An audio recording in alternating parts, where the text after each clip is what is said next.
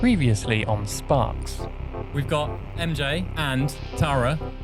Welcome. What would Bloomberg's advice be to people who are thinking about applying for a job, people who are looking at which direction of all the directions they could go in? Maybe not having a job title in mind, but types of tasks you want to be doing. Work out a little bit more what type of environment or culture or company you want to be in the future. Take each experience for what it is. Every direction that I've taken in my career, has been an opportunity to connect with people. One of the themes that has come through the Sparks podcast is T-shape versus V-shape knowledge. T-shape is deep in one area, but otherwise nothing. Shallow in all the rest. Yeah. V-shape is deep in one area, and then the adjacent topics still quite deep, and then the adjacent topics to those a bit more deep, and then shallow. So it's similar to you when you're looking for knowledge. You want people who can get deeply into a topic, but also are able to draw on themes from the related fields. Yeah, definitely. And I think if you're interested in X, you're also interested in the things that affect X. And so that makes sense if you think about the V-shape. Yeah, 100%. And you're using X. I mean, what did you do for a degree, Tara? I did economics with geography. That's what I was saying. I was thinking it wasn't going to be X marks the spot. history of art. X Factor. X Factor. My X Factor. statistics modules are coming in, finally. Do you use that knowledge from your degree? This is another thing we can draw on. Let's see. Do you use that knowledge? I don't think I really used much of the knowledge from my degree in terms of content, but I think you use the skills that you develop at uni. So whether that's researching, whether that's analysis, whether that's group projects, whatever that's going to be, there's so many skills that are needed in the workplace that maybe it's not the topic that you were studying, but it's the way in which you've studied it that can help you in the role. Okay. MJ, what about you? Do you use the skills from your education?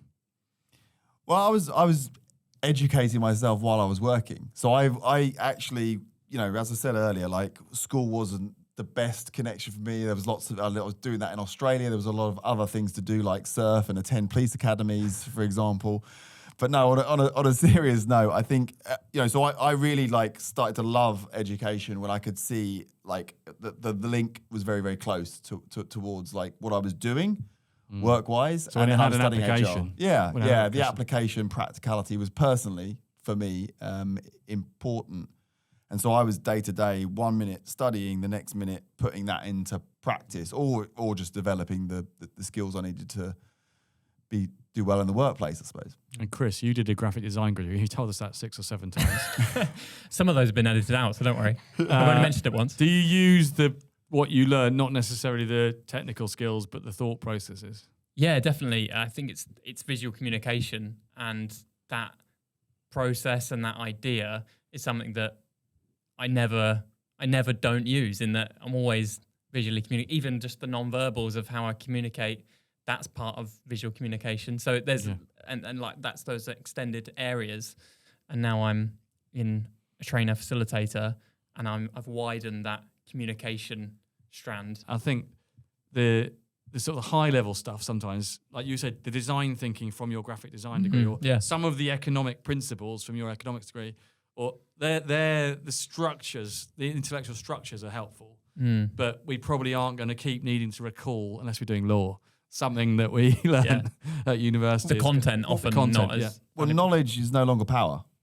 I don't think. Is it not? Yeah, I mean, I think that's where we're moving to. I mean, I'm not going to get too deep on the AI front. Let's get as deep as we want. They might say knowledge is power, but you say no. I think that is moving in a different direction now. I think having critical thinking skills, having the ability to work, collaborate, all these things that we're talking about are not about the knowledge that we picked up, but about the skills we picked up while we were picking up that knowledge. And I think again, I'm not going to get, with AI, I think knowledge is there at the press of a button now, in a way that we cannot, think about going forward. So it's what differentiates us now are those underlying skills and that's really what we're always been looking for as employers. Yeah, I wanted to come back to Tara's point about answering the tricky interview questions, which I think people listening to Sparks podcast, our fishing podcast, Sparks podcast, our actual podcast. It's interesting to hear actually the thought process and how you position that knowledge is probably the most valuable thing. And the context in which you learnt it at university might be valuable, but actually what you do with it, whether you're deeply interested in it, that's much more value. Have you got other tips for us, Tara, on how to get through an interview round? What else are people looking for? I think one of the things that you can really work on, and that comes across so well in an interview, is your communication style. So the way you say it is almost as important as what you're saying, because what you can then showcase is strong communication skills, ability to critically analyze what you're thinking, and the thought process behind your answer can really showcase a huge amount of skills that we're looking for. And also communicating in an effective way is very relevant if you're looking to apply for a client-facing role or looking to apply for a role that involves huge interactions with people. You're showcasing the skill set while also answering the question. And so that's a really important thing. And we always recommend using the STAR method, so situation, task, action, result. And if you structure your answers like that, you can then say, this was the situation, but really focus actually on the task slightly, the action you took and the result that came out of that, because that's showing your proactivity and the impact that you can have in the workplace. And while there might be those processes that might be in the back of the mind, it sounds like actually the social skills, the way you go about it, maybe even making you like them, is more important. Can I come in on that? Yeah. I went, after I'd got my graduate job at BMW Group, I was on an 18-month contract, and they said, if no one else here offers you a job, that's it. So you've got 18 months to prove yourself. So about 6 months before the end, I applied for a job at PwC as an IT consultant, because my best buddy was doing that and my then girlfriend, now wife, was doing that. I thought, I'm going to try this. And I believe I have a lot of people skills in rapport building. So I did a lot of rapport building at that interview. And there was one of those assessment centres. We also had to do all these tests. And then at lunchtime, they sent home the people who hadn't made it by sticking up a list on the wall and saying, these people are here. If your name's not there, you need to go home. Do you guys do that? Well, I actually went through a similar process I wanted to become an air steward before I became You would be a phenomenal air steward. I would, and I really, really wanted to do it. And Virgin Atlantic Assessment Centre. But I mean, it can be quite brutal. You don't make it through to the afternoon. But I think, just to build on your advice for people in a selection process, I think sometimes it's really simple. Like the STAR model is very useful, and I'm sure there's plenty of information on that. But sometimes it's just a pause, because often you're asked a question and you think you're on a timer to answer it, and actually you're not. And you can pause for a few seconds, and what you should be thinking, in my opinion, what you should be thinking in those 3 seconds is, why are they asking me this question? What are the kind of things they're looking for in this question? Yeah. Versus what you see a lot is, especially people that don't have much experience, in interviewing, is just, this must be like a quiz. I've got to answer it really, really quickly, and I've just, and actually, but just by having a little pause and thinking, what capabilities are they trying to assess here?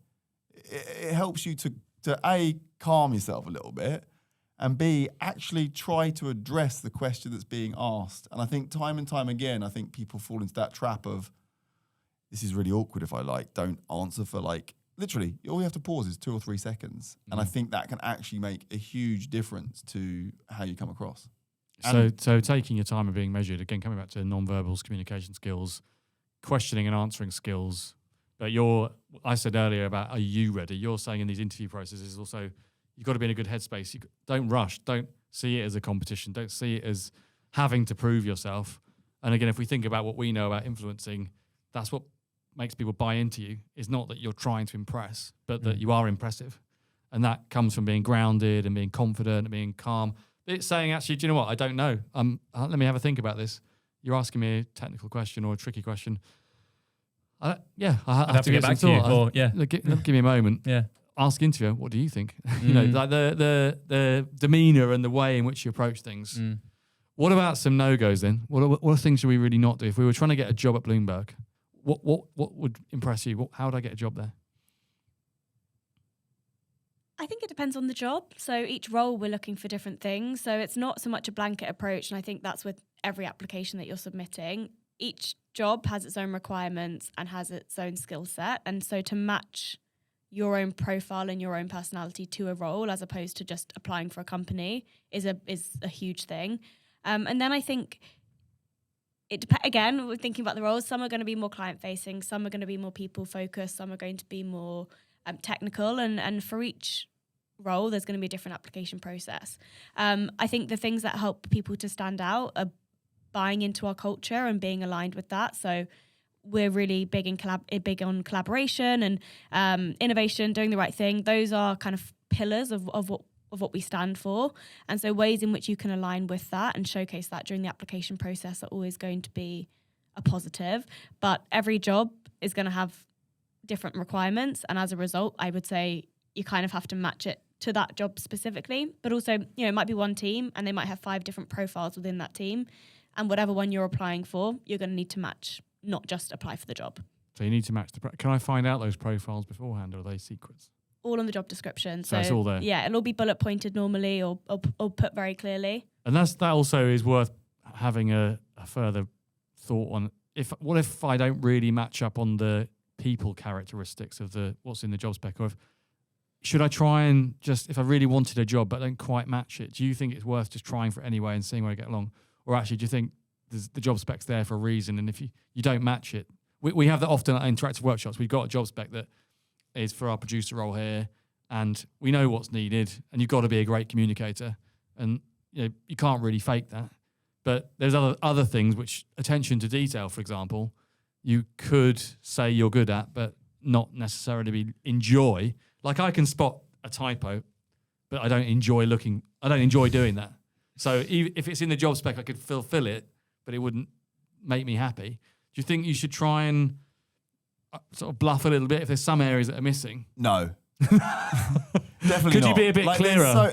No. Like, there's so many jobs out there for graduates. Like, it's still, a positive market for graduates, for apprentices. There are opportunities out there, and so there is the right opportunity for your skill set, for your interests, etc. And you should be very, very selective personally on how you do that. Especially at Bloomberg, we have sort of 4 or 5 different.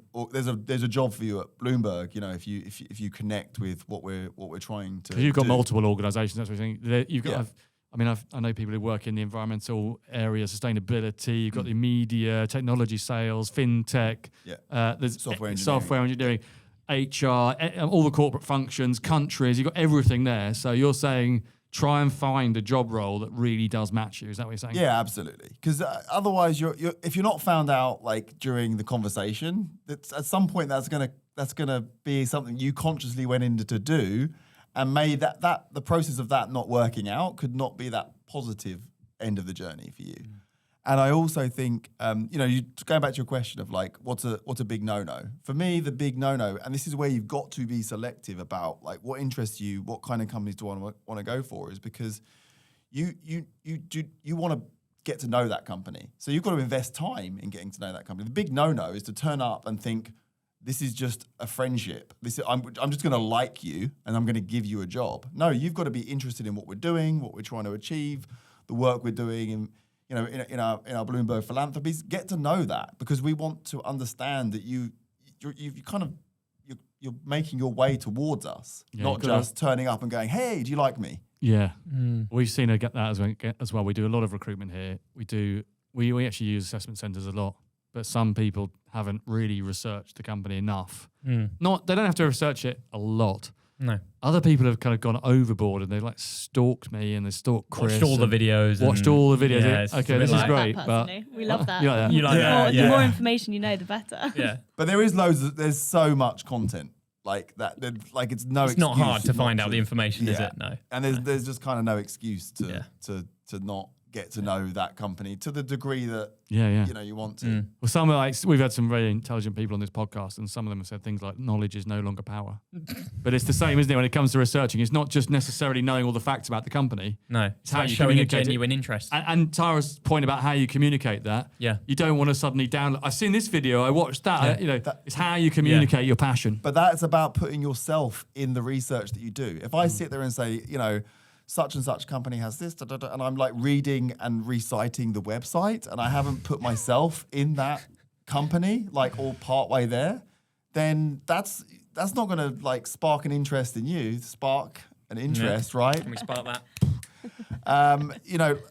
So yes, I think you've got to become a part of that research. Even if you're just spending 3 hours, you've got to dip in and out, in first person in terms of like what you're reading and what you're absorbing, rather than it's not about fact checking. Knowledge is not power anymore. Coming back to mindset, is there one thing that you should be thinking about as you start in your career to get yourself into that right mindset? I'm going to go back to my earlier point. It's not, are you ready, as in head knowledge, but are you ready?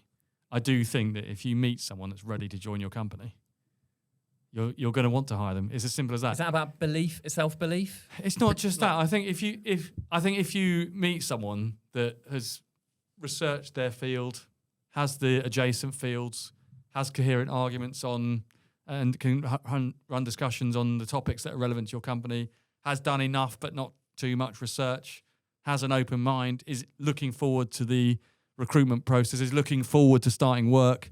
I think when you aggregate all those things together, that's someone you want to hire. And human beings, we make our decisions on very simple, often non-verbal clues, as well as there's obviously the rational part. But in the end, if you've got 3 brilliant candidates and one of them's actually ready, that's the one you want. The one that in their head is still agonising, I might go travelling, or actually I might prefer to go and work in investment banking rather than work for Bloomberg, or I might rather work as a facilitator solo rather than join interactive workshops. They're not actually ready. And when you meet them, even if the CV is perfect and other things, you end up thinking, just something. Something about it. So I think what we're getting down to is apply for jobs that you want to do. It might be as simple as that. That's very simple. Like it's sort of a temporary commitment, isn't it? Yeah. Like to get into like what you're wanting to do. But if we did it in other areas of our life, if we joined a sports team that we didn't want to play for in our spare time and then turned up for training all the time, and everyone can tell, if you date somebody that you don't really want to be with, everyone knows. If you go to a family event when you don't really want to be there, everybody knows. I could go on. Applying for jobs that you want to do. Of course, you don't have to know whether you're going to be really good at it necessarily, because that's the future. You can't know the future, but you can know, is this something I want to do now? And if it is, do it. You can decide to be ready, in a sense. Yeah, but if you want to go travelling now, great, polarise, go and do that. Yeah, be ready for that. Come back ready, that's the job. Yeah. What about you, Tara? What do you think? If there's one thing to get into the right mindset? I think it is linked to the readiness, but I think it's being proactive, and that's in doing the research before you apply. But also then if you're in the application process, maybe that's reaching out to people on LinkedIn or reaching out to someone who interned there last year and asking them about their experience, because there's so much you can get from online and the kind of resources that a company might post or someone might post on TikTok or YouTube, wherever that's going to be. But actually having a conversation with someone who works in the organization, who can give you insights and can provide more of an authentic version of what the company looks like, is going to be really helpful. And it's also going to help you to educate yourself and work out if that's what you really want as well. So I do think being proactive in kind of every way when it comes to a job application, but then also once you start in the job, that proactivity is how you're going to build a network and how you're going to kind of be successful in the longer term as well. So be ready, be proactive. Chris, what about you? I think getting to know what is your passion is essential, and it's linked to what we said about applying for the right job. But if that doesn't get you a little bit excited about working for that organisation, or when you're looking at a job ad or the degree that you're going to do, if you're not really excited about your degree, the subject, or the other subject that you're adding to the mix, question that early. So the self-knowledge of what you really are interested in. It's interesting again, come and think about if you have got through a whole degree and you still don't really know what you like, and what you want to do, that is a bit of a problem, isn't it? And you maybe need to take a further round of internships or placements to try and find that out. But try and find out what you... Yeah, I think it's quite a normal feeling to not know exactly what you want to do through that process, but can you find it? Can you nail it down and then pursue it? What about you, MJ? What's your nugget of wisdom? I think for me, it's like, remember, we're growing as people all the time. Whether you're growing, a long time into your career, or whether you're a student and you're growing throughout your university course, school, whatever it is, I think you want to be conscious about how you're growing. Like if you're doing a part-time job, what are those skills that you're picking up?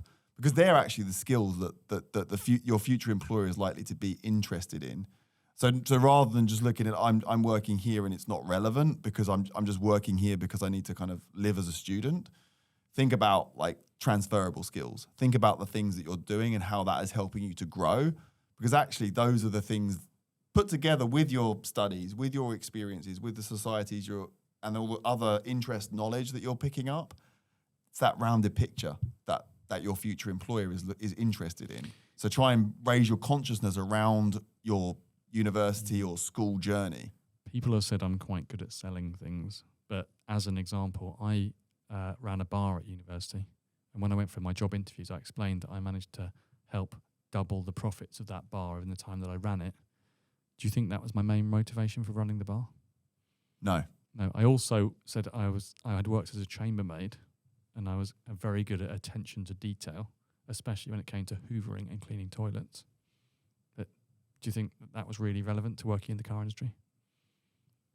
Yes. Attention to detail, yeah. Maybe the role itself, no, but the skills are useful. But also they asked me, do you like cars? And I don't really like cars.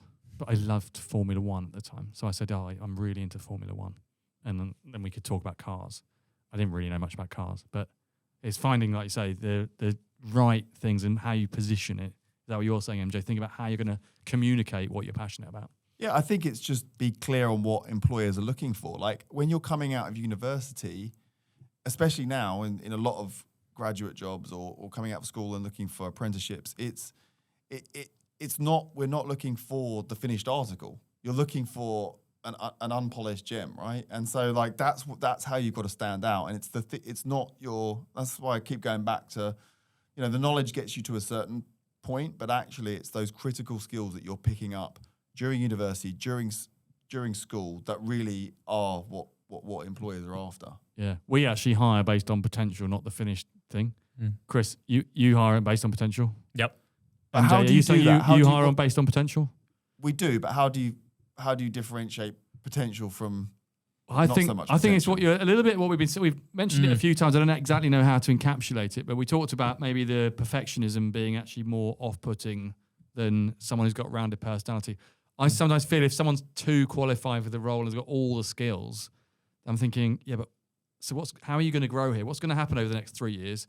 You may then be bored. So I'm looking for someone who has the foundational core strengths, but that we can take on a journey as an employer.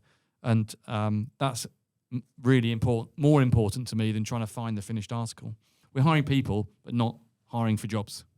I would agree, but I would go back to what Tara was saying. We're thinking about the jobs that we're looking for, and maybe the perfectionist tendency would not be good for that jobs, but there are certainly jobs where it would be good, where it would be absolutely, and that is the point, that is the point in the sense that like, who are you as a person? What skills are you picking up that maybe naturally fit with you as a person? And then find that opportunity, because there's no good or bad in this sense. It's good or bad in terms of the jobs we're thinking about right now for our organizations, but we are not the world. Maybe what I'm saying is that no one's the finished article. Yeah. And therefore, if someone's positioning themselves as the finished article, the perfect candidate, there's a part of me that just thinks, it can't suspicious be, of that. Can't be right. Yeah. I'd like someone who's maybe a bit more humble or self-aware, but none of us are perfect, are we? We're all a work in progress. We're all an unfinished art, a piece of art. So, I guess I'm looking for that as an employer, thinking, have you got the self-awareness to realise that telling me you're brilliant is fine, but none of us are perfect all the time, and none of us are always good. Sometimes we're on a bad day. Chris, what are you like on a bad day? Probably not so much fun to be around on a bad day. Well, MJ, what about you on a bad day? Me on a bad day, I'm just a bit isolating. I don't collaborate as much as I normally would. But I don't happen too often, because I think one of the things that's really important about trying not to have a bad day is perspective. Like if you can have a perspective on where you're at, like looking at trying to step back from your life, see where you're at, then you can kind of appreciate the moments that you have. And then those kind of moments where you're having a bad day, They're not so bad. Yeah. What about you, Tara? What about you on a bad day? A little bit cranky. I think you're better at working on my own, and better at getting through my to-do list in a methodical way, maybe than wanting to talk to everyone. But, again, not too often, I'd like to think, so. I didn't realise you had bad days. That is great to hear. Concerning. Yeah, I like to hide them Very as well. concerning indeed. How dare you? So, John, Bloomberg, weren't they brilliant guests? what incredible people. Yeah. I mean, so much energy. And they both talked a lot about the importance of communication skills and people skills, which you think in a company like Bloomberg, which is a lot about financial information, financial data. The technical part. The technical part. Yeah. But my impression was just how much they demonstrated that passion. And I mean, you and I work in a lot of companies, and there's very few people that demonstrate that super high level of passion for their company. And this is an unforced environment. Yeah. And they were really, really passionate. It was a very refreshing approach, wasn't it? So refreshing. Yeah. Do you think, would you work there if you had the chance to work at Bloomberg? Yeah, I think I would. I think I would need to find that exact role that I fit as they were describing. But yeah, it sounds like a great place to work. Yeah, what about you? Yeah, again, I think that's something that Tara said that really struck with me, which is it's very easy to think about companies or industries, and finding the right one is a good thing. But she was highlighting so much in the early careers space, thinking about the job role. We had that whole discussion about, should you fake it if you are missing a few skill sets or it's not quite your personality? But they were really unequivocal, saying, actually, no, really, the job spec almost is a guidance for you. It's not necessarily what they want, but it's a recipe for you to think, is this me? Yeah. And to, as you were saying, keep searching and find the things that you can really authentically follow that are your passions. We'll have to get them back on the show. I would love to get them back on the show, but also I'd love to find out more about Bloomberg careers and what happens if I get a job there. It sounds like there's great possibilities and a really phenomenal organisation. Yeah. And Mike Bloomberg, I mean, what a guy, what a philanthropist, to give so much of their profits to charity. They were telling us afterwards they're encouraged to go and do 80 hours of charity work MJ's done. Encouraged by Bloomberg. What a place to work. We often think, don't we, about employers with purpose, but Bloomberg seems to be a company that really has that in absolute spades. Yeah. And important to note, they're not paying us to say that because this is our independent podcast. Yeah. And despite us not being in the early stage of our career, maybe some helpful thoughts and insights to take away about proactivity, about self-awareness. Yeah, and those are just the ones that we came up with. Thanks, Chris. Thanks, John. See you soon. See you soon. Thanks for watching this video by Interactive Workshops. Give it a like down below and subscribe to the channel so you don't miss the next video. Click through to here or here to watch another video by Interactive Workshops.